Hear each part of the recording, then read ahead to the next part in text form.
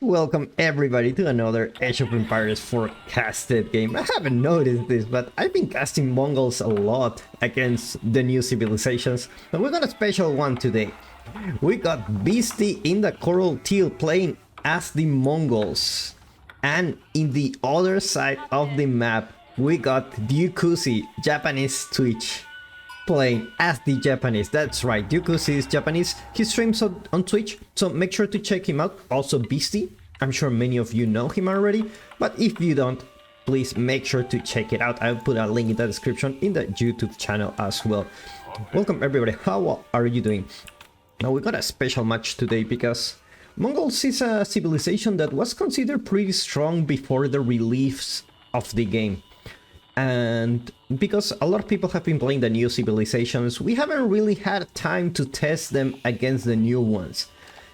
So we will see how Beastie handles this and how Dyukuzi also handles the pressure of the Mongols. Because there is no other way to play the Mongols, right? You must put pressure on your opponent because you don't have walls, your defenses are kind of like lacking.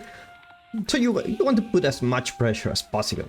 In the other day I was playing like a game where only Keshiks and Mangudai, just for fun, you know. It's now I understand why Mangudai really worked that well, but it was pretty fun to civilization to play with. If you are struggling, like you're playing some civilizations and you're thinking like, wait, what should I play now? Like I tried this one and this one. That's like there's something I don't like.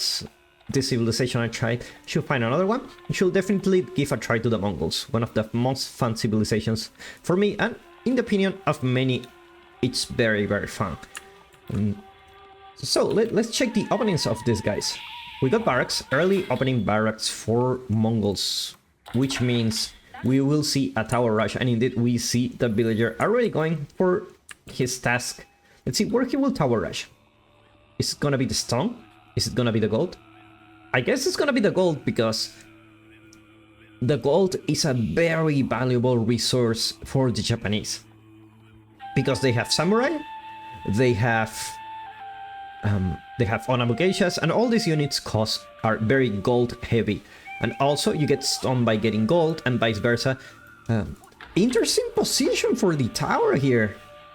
It's gonna be a very passive tower, but a very effective one. It negates the stone, which he's gonna get eventually, negates the gold, and negates the berries. Very interesting. Now, we haven't seen Dyukuzi going to the berries at the beginning, and that's very interesting too, because usually as the Japanese, you want to put a house here in the berries, and then you want to put get your upgrades there. And because Japanese get bonus from berries, it makes sense to put them on the berries and leave the sheep whenever the opponent attacks you. We see actually a tower coming from Dyukuzi in this part of the map, meaning that he will be gathering the gold here. Nice defense coming from Dyukuzi. Not much 4 spearmen can do against 5 villagers. Is it like 6 villagers actually? There's not much that they can do. But there is another spearman coming to a couple, eh? They always come in couples, eh? Like get 2 for the price of 1. That's the Mongol way. If you're not familiar with, you pay stone to get double production. So if you check here, you will see spearman costs 60 food, 20 wood. But if you add 80 stone, you can get 2 for the price of 1. That's basically how the Mongols play. And looks like Beastie won't be able to harass this gold vein. Looks like he detected that he was going for a tower himself, so he just decided to go for a very passive one. If you check the range, actually gets all the resources, gets the berries. No matter which berry you get, you will get attacked. You get the gold and you get the stone. See Dyukuzi already aging up. It's gonna be the Kura storehouse, the landmark that usually people go with, just because the shinobis are really risky. If you don't get value with them, then you're losing 12 free farms that you can get for free. Is it like 12? It's like 1 2 3 4 5 6 7 8 like 10. Yeah, it's 12 farms that you can get, so it's quite a lot. So you don't want to miss that. BC will age up soon, Let's see if he will opt for the trade landmark or he will go for the deer stones.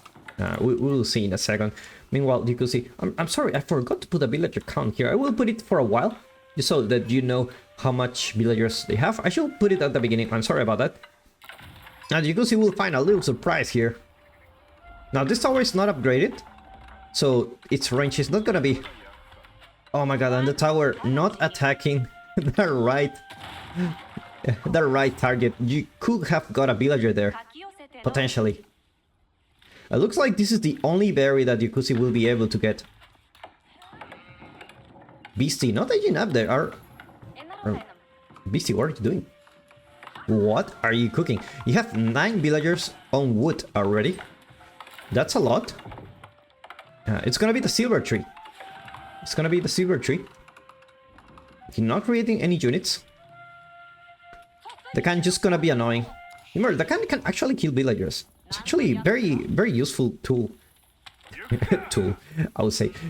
Very useful unit. Because even if you don't kill it, it's already halfway there. And you can just start, you know, harassing these villagers from distance. And you will reduce their HP. So it's pretty annoying. And if the opponent doesn't notice, then you may get a kill. You never know. No emplacements so far for this tower, so... interesting choice. Looks like he will save the stone to upgrade his town center. Meanwhile, Beastie sitting with 12 villagers on wood. Interesting strategy. That's a lot of villagers on wood, actually. I wonder what he will do with that wood. And 5 on gold. It's getting wheelbarrow. Interesting opening here. Oh, sorry, I didn't mention this. He's gone for the water. He's gone for the water. That's why he has a lot of wood. And of course, his age-up is delayed, of course. But interesting that the Japanese didn't go to the water, just because they have the best ships for fishing. Just because they are cheaper. And, you know, it makes sense to go water as Japanese, but looks like in this map you may not benefit too much from water, but looks like Beastie is already reaping the benefits from it. Already sitting on 15 villagers on foot. With all of them. How many villagers he has here? It says 6. So he has 9 fishing ships already around that. This tower has been doing quite a lot of work, actually. He managed to get 1 berry, but he's not gonna be able to get the rest of the berries, not yet. No military units coming from the Yukusi yet. Let's check out Beastie's base.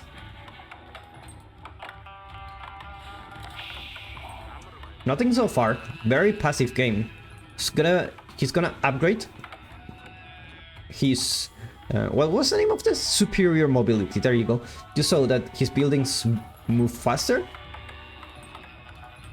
I'm not sure why. Usually you do it like before you age-up so that the silver tree move faster. But anyway, it's a nice upgrade to have because you still need to move the gears. Beastie is sitting in a really nice position with the water here. And actually, Yukusi will age-up with 13 villagers. It's gonna be the floating gate. And so that's very interesting. We got a fast castle coming from the Japanese here. This is just gonna be so annoying with it. There you go, look at this, nice hats. Now the villagers have hats. Who will notice it? I'm sure you will never notice if you play the game. You're just too focused on doing other things. Now we see the barracks. We're gonna see the samurai joining the field. Meanwhile, for Beastie, looks like he will go Castle Age himself. He's in a really good position. Got one of the first traders already, 2 there. 1 more to come. 4 in total.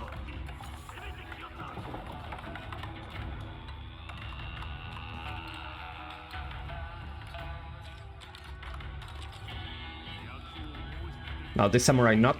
it's already upgraded to veteran. That was pretty fast. That was pretty fast upgrade. Now we see Beastie aging up with the step readout. Interesting choice. Here, usually when you already have the trait, you want to go for a Kurtai just so that you have an advantage in battles. But he's playing very economically here.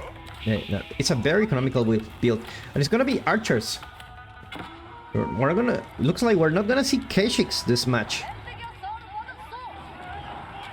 Spearman doing actually not bad damage to these samurais. Night micro coming from BC here.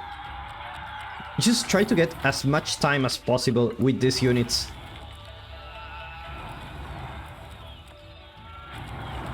Looks like the samurai will go down. Nice micro coming from BC. Actually, not a single samurai should have gone down, but because of BC's micro, he managed to take at least one. That was it. Acid distillation coming from BC. It's like he will be very heavy on gold. Now he has the water. This may change soon, as soon as Dukusi starts building some army. But BC already sitting with 3 archery range, double production for these crossbows. So he's gonna have an army pretty soon. If this double production everywhere, you're gonna get discounts here. It's Black Friday season, guys, so you're gonna get those 2 for the price of 1. It's gonna have a big army in no time. Spearman, actually, looks like he had some spearmen left. So, oh, looks like he managed to take them off the outpost and then do a little surrounding. Nice little harassment here, but looks like this samurai not gonna find the right unit to fight against with, and it's gonna be the Khan and his pulse. It's like a little gank here. +1 range attack coming from Beastie. I see more and more crossbow coming. Villager gonna go down. I'm not sure what this villager was gonna do, but definitely you don't want a villager around your base. Khan just gonna be very annoying. Actually doing quite a lot of damage. Forget what I say, just 2 damage. Should be able to take this one out. Will he do it? Oh, he decides to spare his life. Meanwhile, Beastie sitting with 11 traders already, with a lot of villagers on gold. He should be in a very nice position here. Already, relics are gonna be picked. So far, 1 relic coming from you, Dukusi here. Now, if you remember, Dukusi beat Beastie with a English strategy that was very hard to beat. It was a match where Beastie was playing the Holy Roman Empire, and it was all going good. Beastie managed to get to Imperial, but also Dukusi managed to get Imperial himself, and he just starts spamming man-at-arms together with lombos, crossbows, and just full of rams, and slow but steady keep pushing and pushing until he got into Beastie's base. It's gonna be interesting. Dukusi, one of the few players that plays like very little sips, at least in his Twitch channel. You always see him playing English, and now you will see mostly he was playing Japanese. Villager goes down here, another villager goes down. Beastie sitting with a very good advantage here, only with crossbows. There's nothing that this samurai can do, but there's the Magonel coming. Where's the siege workshop? There you go. Magonel coming in 18 seconds. Just need to manage to hold this up. A tower coming from Beastie already. Very aggressive. You see the number of crossbows here. It's insane.